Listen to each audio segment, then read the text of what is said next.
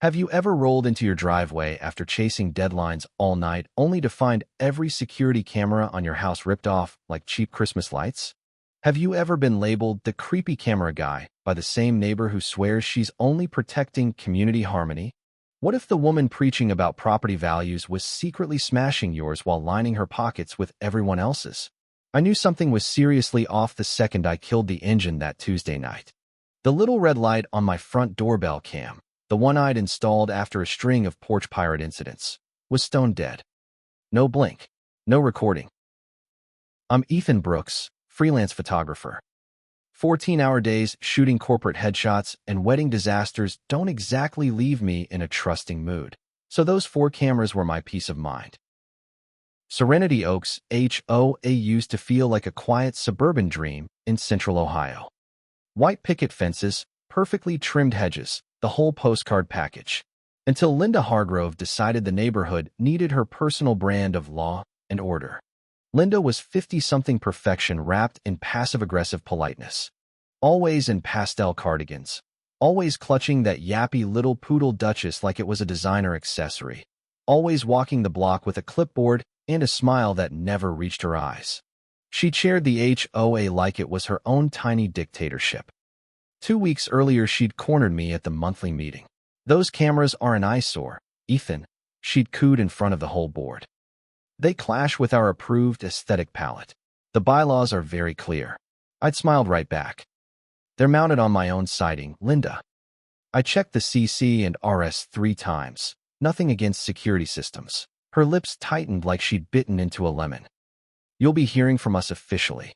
Us turned out to be her and the 2 nodding bobbleheads she called board members, Marla and Sue, who echoed every word like trained parrots. I didn't lose sleep over it. Every single camera was obliterated. Lenses smashed, wires yanked out like spaghetti. One unit hurled into my flower bed so hard it left a crater in the mulch. The DVR inside was blank. Someone had killed the power at the breaker for exactly 2 minutes. Professional job. I stood there in the dark, pieces of plastic still warm in my hand, and felt that slow burn of rage mixed with something sharper, recognition. I knew exactly who'd done it. I marched across the street, camera casing in one fist, still dusty with mulch.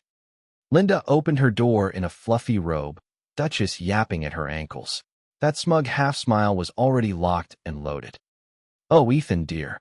Trouble with your little spy devices." I held up the wreckage. "You wouldn't know anything about this, would you?" Her eyes flicked to the pieces, then back to me. "Goodness, looks like shoddy installation. The HOA isn't responsible for residents' poor choices." I leaned in just enough. "Funny thing, my new dash cam in the truck caught you, Marla, and that ladder at 11:42 last night. Crystal clear. Night vision, audio, the works." The smile dropped like a stone. "You're mistaken." "Am I?" "Because the audio is even better. Get the garage one first. He can't snoop without these." "Your voice, Linda." Loud and proud. She tried the pearl-clutching routine. The one with the cameras everywhere. I just turned and walked away. What she didn't know was that the dash cam wasn't the only backup. I'd added 2 micro cams the week before. One in the mailbox, one disguised as a garden gnome. Both with cellular upload and their own batteries. They'd kept recording even when the main system died. By morning I had stills, timestamps, and enough evidence to make a prosecutor smile. I spent the day filing the police report, printing screenshots, and getting an estimate. $5,800 for new commercial-grade replacements. Small claims court Monday morning. In Linda's driveway. The look on her face when the officer handed her the summons? Chef's kiss. Pure, unfiltered panic wrapped in denial. But I wasn't done playing nice. Word travels fast in a neighborhood obsessed with appearances. By Friday, half the block knew Linda was facing vandalism charges. Thumbs-up texts started rolling in from people I barely knew. Sunday, I was out trimming hedges when a young couple from 2 streets over wandered up. "You're the camera guy, right?" the wife asked. "I'm Mia." Glanced over his shoulder like Linda might pop out of a bush. "She fined us $200 for a visible garden hose. Except we don't even own one."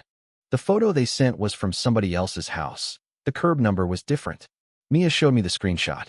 She threatened a lien if we didn't pay in 10 days. We caved.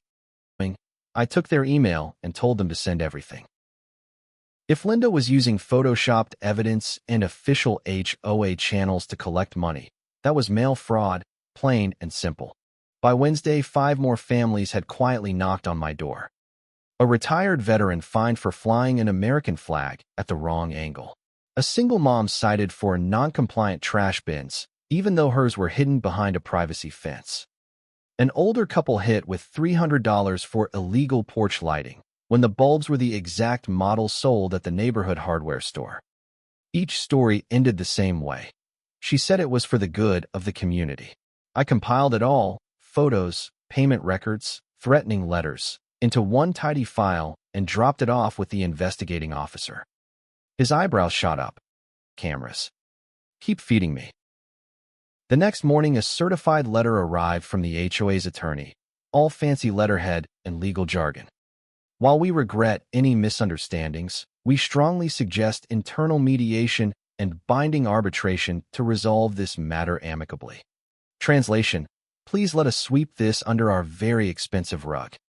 I sent back a polite, certified, no thanks, CC'd the state attorney general, and attached the full damage report plus every questionable fine I'd collected. That night, someone left a bouquet of white lilies on my porch. No card. The classic, "We know where you live" special. I dusted them for prints, bagged them, and handed them over. Officer Ramirez didn't even blink. Intimidation 101. Friday morning at 6 a.m. Ramirez and a second officer, search warrant in hand. They crossed the street while I watched from my living room window like it was the Super Bowl. 20 minutes later, they walked out carrying boxes of files, a desktop tower, and Linda Hargrove herself, trench coat over pajamas, face pale as paper, Duchess barking hysterically from the window. No handcuffs yet, but the walk of shame was glorious. I didn't cheer, and waited for the other shoe to drop. It dropped hard. Called that afternoon. We're opening a full criminal investigation into HOA leadership, fraudulent fines, unauthorized entry, equipment tampering. They wanted me to testify. Bring the footage, he said. I'll bring everything. The civil court date arrived 3 weeks later. Linda didn't show. Her lawyer claimed medical distress. The judge wasn't buying it. After reviewing the dashcam video, the microcam stills, the police report, and my growing stack of resident complaints, he ruled in my favor on the spot. Full replacement costs, installation fees, and $5,000 in punitive damages.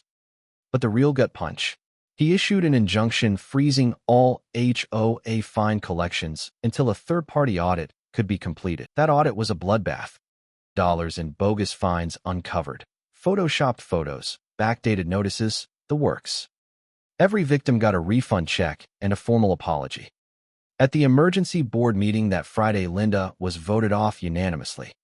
Residents who'd been too scared to speak before suddenly found their voices.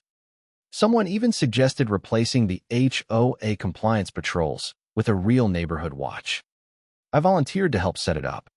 These only win when everyone stays quiet.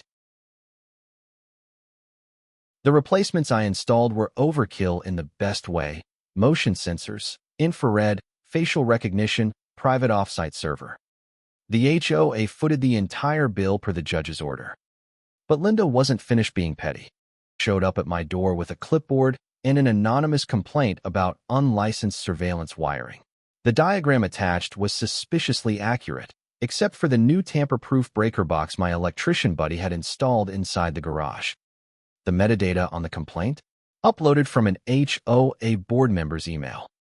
Contempt of court. Meet Linda. I sent the injunction copy straight to the prosecutor. That same evening, my IT neighbor Derek knocked on my porch holding a thumb drive. HOA hired me last year to upgrade their email server. Never revoked my admin access. Of internal emails. Plans to encourage compliance through targeted fatigue, multiple overlapping fines, vague bylaws, the works. One thread was especially damning.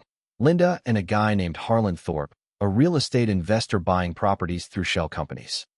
Strategic pressure plan, the subject line read. They were deliberately wearing people down until they sold cheap. A spreadsheet tracked every ready-for-offer house, matching the worst-find properties on the block. I called Officer Ramirez at midnight. By morning, the financial crimes unit was involved. 2 days later, the city froze all property transactions tied to the HOA. Residents started packing the local library for impromptu meetings. A widow named Teresa stood up, voice shaking. They hit me with 6 violation letters the month after my husband died. Threatened to take the house if I didn't sell his truck.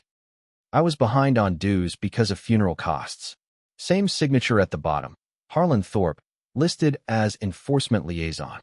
The room went dead quiet. Monday morning, a group of us filed a petition with the state HOA Oversight Board demanding dissolution.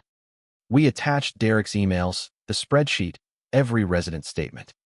The prosecutor subpoenaed the HOA financials next.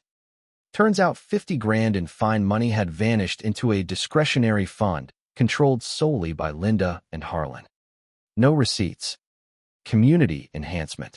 Harlan was arrested at a downtown real estate seminar. Fraud, racketeering, wire fraud. Linda turned herself in the next day hoping for a deal. The judge called her a flight risk and remanded her without bail. The state appointed a temporary administrator for basic services only. No more fines, no more letters, no more secret meetings.